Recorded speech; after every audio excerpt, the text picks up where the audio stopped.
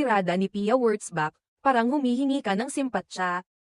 Nagkomento si Ogie Diaz, isang kilalang showbiz insider, tungkol sa reaksyon ni Miss Universe 2015, Pia Wurtzbach laban sa isang netizen na nagpadala ng hindi magandang mensahe sa kanya.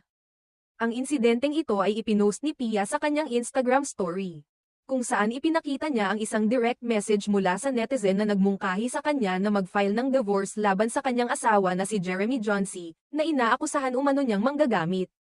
Sa isang episode ng Showbiz Updates noong Martes ika-4 ng Pebrero, ibinahagi ni Ogie ang kanyang opinyon tungkol sa nangyaring insidente. Ayon kay Ogie, kung siya raw ang nasa posisyon ni Pia, hindi niya na ito papatulan pa at mas pipiliin niyang i-block na lang ang netizen na nagpadala ng mensahe. If I were Pia, hindi ko sasagutin yun ganyan. Alam mo mas better, block that creature.